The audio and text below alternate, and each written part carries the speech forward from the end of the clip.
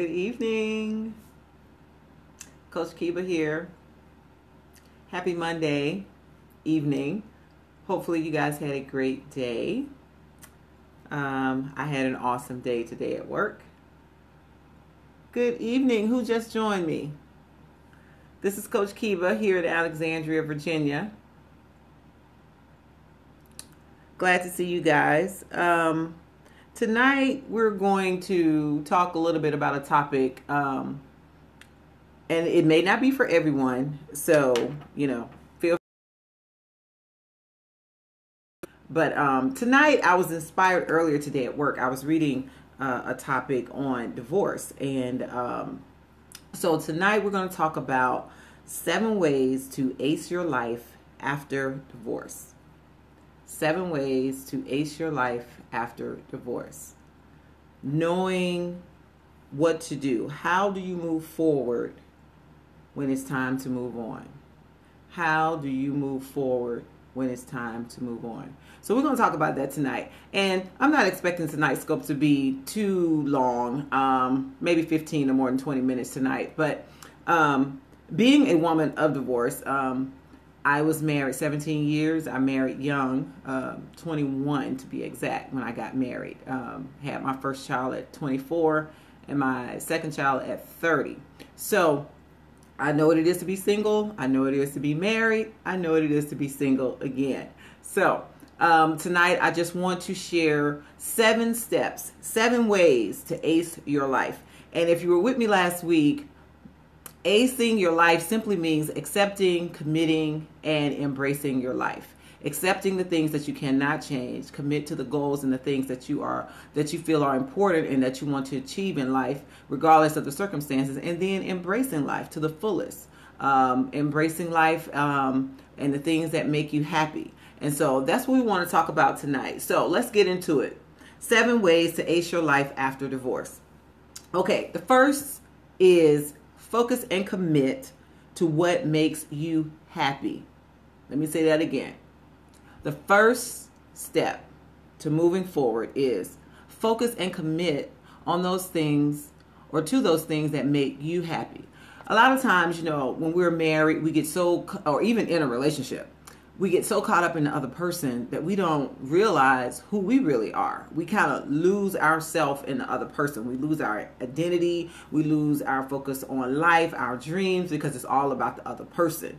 And so now that you are at a place of starting over, and now you have come to the road of decision, and it's time to move forward, it's time to move on, you have to refocus your lens, and you have to now concentrate on those things that make you happy. And last week when we were talking about acing your life and pursuing your happiness, what is happiness? Happiness is, what is it that makes you content? What is it that brings you pleasure? What is it that gives you that satisfaction? What is it that gives you that joy?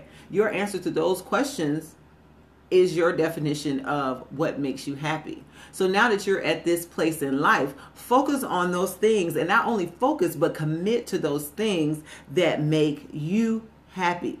Number 2, find you again. In other words, find yourself. Figure out who you are. Figure out what are your likes and dislikes, and get in touch with the real you. Like I said, sometimes we get so caught up in the other person that when they walk away or when the relationship ends, we don't know who we are. When I was married, I was very, very heavily into church. I was the praise team leader. I was the choir leader. I was the women's leader. I was the preteen girls leader. I was the Sunday school teacher. I mean, you name it, my plate was running over. I was the wife. I was the mother. I was the student. I was the full-time worker. I mean, I had a job, all that. I was so caught up into doing, being busy. And then when it all ended, I found myself on this journey trying to figure out and find who I was. And it took years. I mean, I've been divorced, be 8 years this year. And I took a journey, and I have no regrets of the journey, because through the process of the experiences I went through, I became a better person, and I now know who I am. I know what I like. I know what I don't like. I know what I will tolerate. I know what I will not tolerate. But it took a process. It took me getting to a place of saying, you know what, it's time for Kiba to find out what she likes, what she doesn't like, what is going to work for her. It's time for Kiba to pursue her happiness and go after what she deserves and what her goals are and the things that are important in her life. So I had to find myself. I had to figure myself out. I mean, I was doing all these things. I had these roles. I wore all these different hats.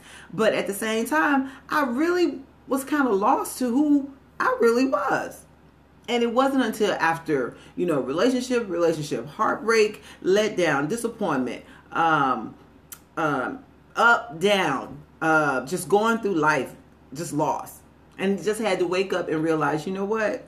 You're not going to be happy until you come to the realization it all starts with you. I can't expect, neither can you, expect your happiness to come from the outside. I cannot expect another person to give me those essential things that I need that can only come from within me. And it's a process. It takes us getting to know ourselves. It takes us spending that quality time along with ourselves. Sometimes we want to go from relationship to relationship because we don't want to deal with that void. We don't want to deal with that empty space. But you need that time. You need that time to heal. You need that time to grow. You need that time to learn, who you are. You need that time to refocus. Adjust your lens, focus on yourself, look inward and learn, yourself all over again. Because sometimes, like me, I married young. And so therefore, I really didn't know myself. At 21, I went from my second year of college to marriage in a whole nother country. Ended up in Germany, was over there for a couple of years, and then just bouncing from military installation to the next, not really knowing who I was, what I really wanted. In and out of school, trying to complete my degree, all that good stuff. But I had to take the time to focus on getting to know me. So the second step is find yourself again. Number 3, love yourself. You know what? Sometimes we're so committed to loving other people that we can't love ourselves. We're so committed to, making everybody happy. We're so committed to, not offending other people. And it's like, well, what about me? What about my happiness? What about loving myself? Because to be honest, I really can't love a person above the level that I love myself. So at some point you have to put yourself first. And it doesn't mean that you be selfish. It doesn't mean that you don't take care of your children. But what it means is you find that quality time for you to take care of you, because you're no good to anyone if you're not mentally and emotionally okay. So you have to put yourself first. Do those things, set yourself a date, night or a lunch date for yourself sometime during the week or every other week. But be sure that you make time for yourself. Make time for yourself to rebuild, to renew, to refresh, because you need that. You're in a place now that's new to you. And so you're starting over. And so you have to rebuild and you have to renew yourself. So you have to put yourself first. In other words, take care of yourself so you can be that mother to your children if, there are children in the relationship. So the key thing is make sure you take care of yourself. Love yourself. And then you can be sure to love your children. You can love those that you are in relationship with. Number 4. Now, this may be a little bit strange, but let me, listen and let me explain. Check out some online dating sites. And you might say, well, people are crazy. And that is true. There are some crazy people out there. But you can go on an online dating site and see that you're not in this game alone. You're not the only one that's going through a divorce. You're not the only one that's desiring love and relationship. There are other people, men and women, who desire the same thing. There are men and women who've been divorced. There are men and women who have children. There are men and women who, looking for relationships. Sometimes they just want companionship. It may not be that they want to marry again. They just want somebody to hang out with. But the whole point is checking out a dating site is so you can see that you're not the only one. You got a divorce and woe is me and I'm out here by myself. I'm all alone. It's not true. There are Plenty of us who have experienced the devastating heartbreak of a divorce and what it can do to a family and what it can do to the individual. But if you're here today, that means that you survived it. And that means that you can go forward. You can start over again. You can pick up the pieces. You can have the life you want. You can do some things that you probably never thought of doing because you were married. So you can start over. Number 5, confide in a friend who shares your divorce experience. You know, unfortunately, statistics shows that we have a 50-50 chance of making it when we get married. Sad, but that's the reality. So when you go through a divorce, then confide in a friend who has also gone through the same type of situation. Now, the key thing is make sure that your friend is a positive friend and not a negative Nancy, because no one needs that when they're going through a divorce or after going through a divorce. But you want someone that, you know, you can get that support from. You know, you want someone that can pour into you. You want someone that can build you up and say, you know what, girl, I've been there, or guy, you know, friend, I've been there, done that, and look at me now. You know, you want someone that can encourage you and say, it gets better. You want someone that will tell you, you know what, all storms pass, the sun will come out again. And that's true. I mean, when I went through my divorce 8 years ago, it was ugly. It was ugly in the beginning. You know, I cried, you know, people telling me what I should do. I should go back and, you know, and I'm saying, well, no, I can't go back because, you know, I didn't think he loved me. And, you know, I just went through all this emotional roller coaster, just crazy, trying to do the right thing. But at the end of the day, I knew I couldn't go back into that situation. But it took someone encouraging me, someone saying, you know, Kiba, you can make it. And it took me believing that I could make it. It took me believing and trusting in the God that I knew to be real to me, that I was going to be okay. But there were some days that I struggled. I cried. I prayed. I felt like I'm out here by myself. You know, I'm going from 2 incomes to 1 income. You know, I got rent to pay. I got car notes. I got bills. My credit is jacked up. My credit score dropped. You know, all this stuff happened when you divorce because you're going from 2 to 1. So it's like, okay, now what?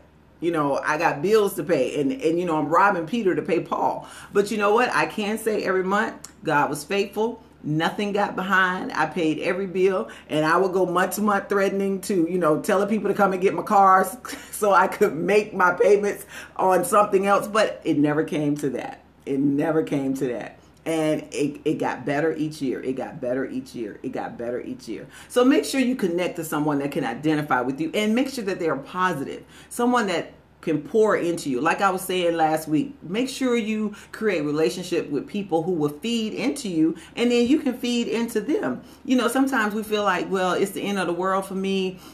And, you know, I never signed up for this. None of us ever signed up for disappointment, but it's a part of life. And it's a part of us growing and becoming who we are to become. And sometimes, you know, it takes contrasting and expanding for us to grow. And when you're in it, the storm is always ugly and bad when you're in it. But then when the storm passes, what happens? There's this beautiful rainbow and there's this beautiful burst of sunshine. And it's as if the storm never happened.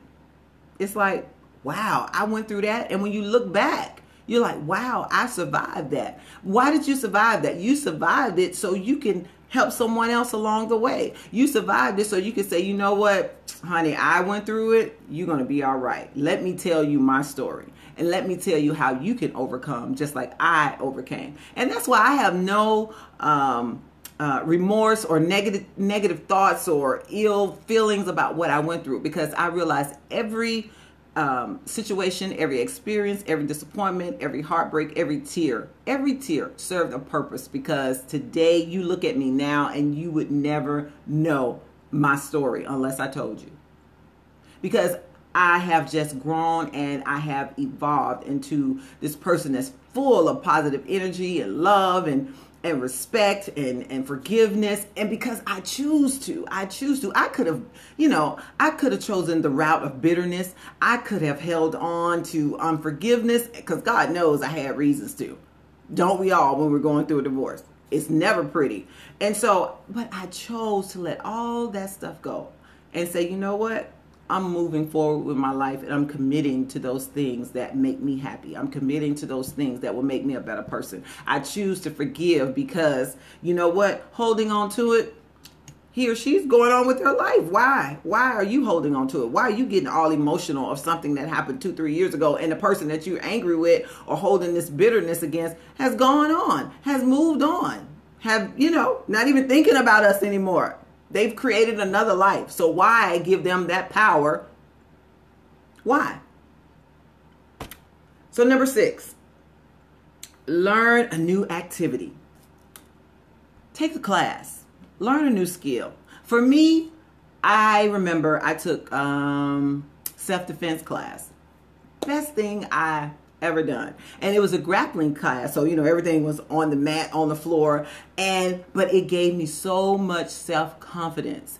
I mean, it boosts my self-esteem. I would walk around like I was the it because, I'm learning all these skills and like, dare anybody to mess with me. Yeah. But the thing is, sometimes after you go through a life-changing experience, such as a divorce, sometimes you feel like, it was my fault, or what could I have done differently to make the relationship better? And we play the blame game. But when it's time to move forward, let all that stuff go. Find the thing that interests you. Get out there and try something different. Take yoga, take golf, roller skate, learn something new, take a baking class, take a painting class, do something that will build you up, do something that will boost your self-esteem, because right now it's all about you. You're at a place in life where you get another chance to do any and everything that you could not do when you were married. Sometimes we were in relationships with our spouses, and they, their vision was limited, so they wanted to limit our vision. We had negative Nancy's in our relationships, and so therefore, now you get the opportunity to start over. You get a chance to do whatever you want to do. It's your life. It's an open playing field, and you can create whatever life of happiness that you desire. Last but not least, number 7, look for the lesson and opportunity to grow. Did you hear that? Look for the lesson from the divorce, and look for the opportunity to grow from the divorce. If it didn't kill you, if it didn't destroy you, then you know what? It only came to build you. It only came to make you stronger. It didn't take you out. You still standing.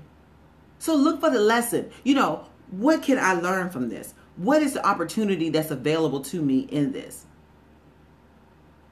This is a new beginning, a time to start over.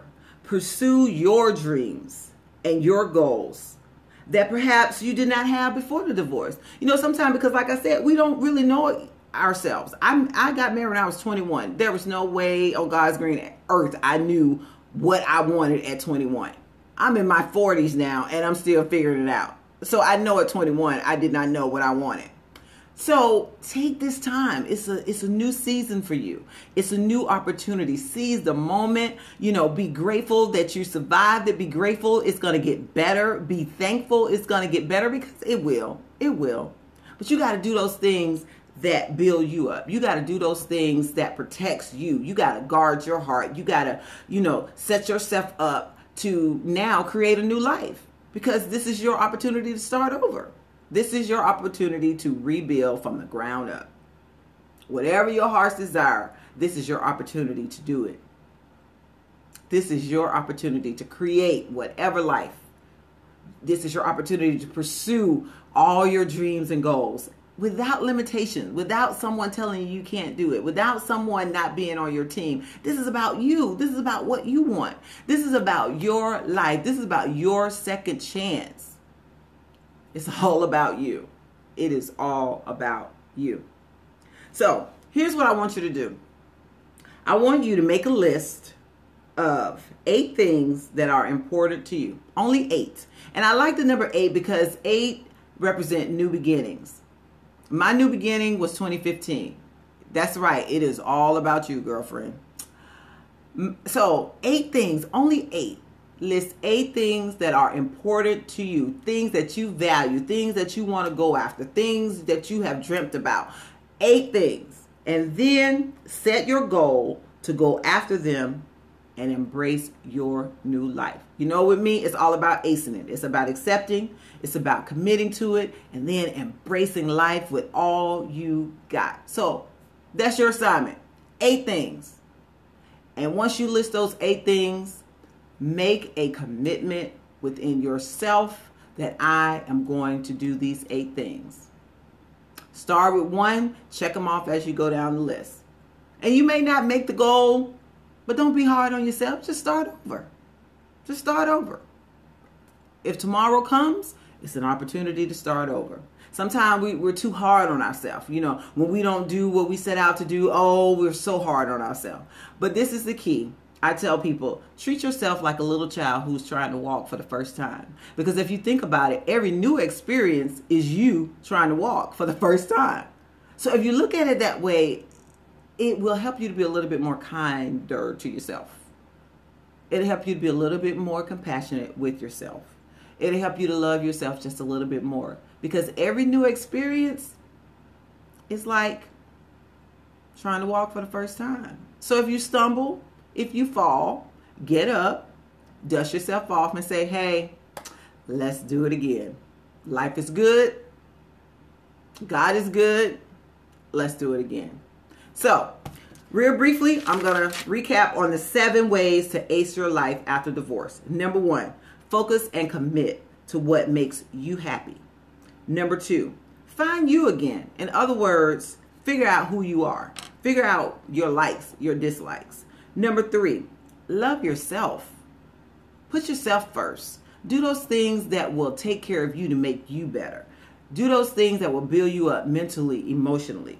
Number 4, look at some online dating sites. And as I said, you know, it may not necessarily to meet someone, but it just will show you that you're not in this by yourself. You're not the only one that's gone through a divorce. You're not the only divorcee with children.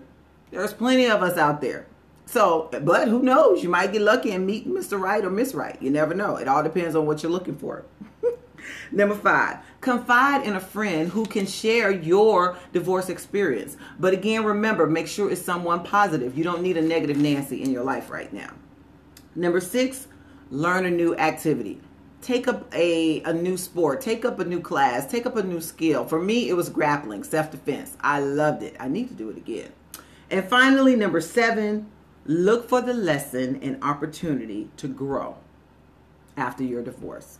Look for the lesson. Everything is about teaching you a lesson. It's a wake-up call. It's a wake-up call. It's a wake-up call. You know, it wasn't just all of the ex-spouse's fault. You know, what role did you play? What can you do better the next time if you decide that you want it to be a next time? So, you know what? Look for the lesson and look for the opportunity to grow. Because right now, hey, it's a time to start over. It's a time to go for what you know. It's a time to pursue you. It's a time for you to be happy. It's a time for you to love life. It's a time for you to do you. And then finally, make your list.